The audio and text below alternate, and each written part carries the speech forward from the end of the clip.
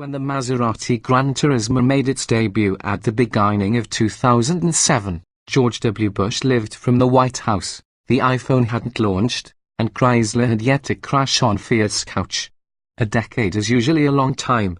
Highs naturally aspirated Italian V8, craftsmanship, no switchgear from minivans.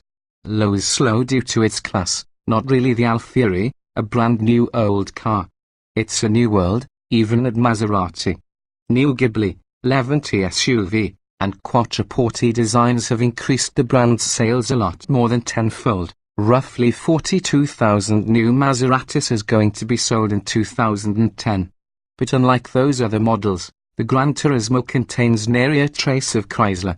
It remains greatly a product from the old, Prefca Maserati, and it is still built with a shortened, two-door version on the platform employed for the previous generation Quattroporte, an automobile we remember fondly. While the untrained eye may well not see much difference between the 2008 GranTurismo as well as the 2018 GranTurismo, there are many small changes throughout the years. The 2018 model has new bumpers at both sides that help lower the drag coefficient in order that this Maserati in coupe form can reach at the very least 185 miles per hour spec it right, Maserati hymns, and you'll hit the European magic volume of 300 km/h, and that is 186 miles per hour. There are new headlights, an 8.4-inch touchscreen infotainment system given to the Ghibli and a few Chrysler products, the modern generation of Bialy P0 footwear, plus a new analog clock. The sole engine continues to be 454 horsepower 4.7-litre V8, which traces its gestation on the belly in the 1999 Ferrari 360 Modena, and it has been screaming from the time. A 6-speed automatic may be the only gearbox available. Switching to the most up-to-date 8-speed automatic was something Maserati didn't need to spend on. Brand new vintage GT. We thought we'd seen the mid-cycle refresh in 2013, knowing that 2018 might bring us the full replacement in line with the Alfieri concept car. Instead, this re-refreshed GranTurismo is actually by no means a whole new car, but that's a good thing. The GranTurismo's interior, on the instrument panel for the rear seats, which are really suitable limited to kids, is put on soft leathers with impeccable stitching. Unlike the newer Maseratis, there aren't any switches given to a Jeep to spoil the climate. The GranTurismo is cast as Maserati's halo car, and it also doesn't seem built to a value, but to a near-Bentley standard. Starting the Murano-built V8 requires sliding the main element into the ignition and turning the tumbler, a quaint reminder of life in 2008. A cross-plane crankshaft provides V8 a distinct trip that's muted in normal mode and perfectly obnoxious whenever you open up the exhaust by pressing the sport button.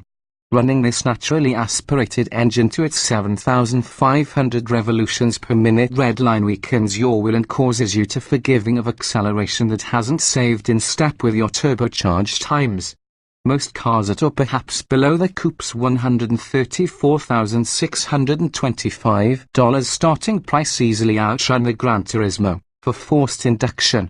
The convertible opens at $152,265.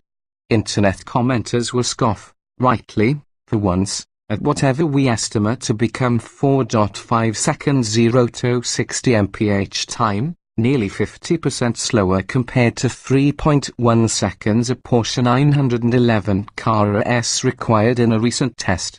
Electronically adjustable dampers from the base sport model give you a calm ride regardless if set on their firmest mode. The supposedly more aggressive MC version single-mode dampers are compliant enough for daily duty. Start pushing throughout the GranTurismo and it also can't hide its long, 115.8-inch wheelbase and in excess of a lot of mass. On tight mountain passes, it complies using your most absurd requests, though more body motion than any in the latest Mercedes-Benz SLs, as well as the sportier Porsche 911 and Jaguar F-Type. Grip is very useful, along with the brakes are strong, when a little dead throughout the first amount of travel. The steering effort as well as its creamy responses recall some sort of before electrically assisted power steering gagged feel.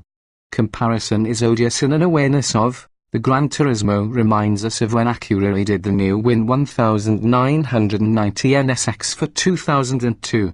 It didn't gain any extra management of the 2001 model, merely a cosmetic and chassis refresh.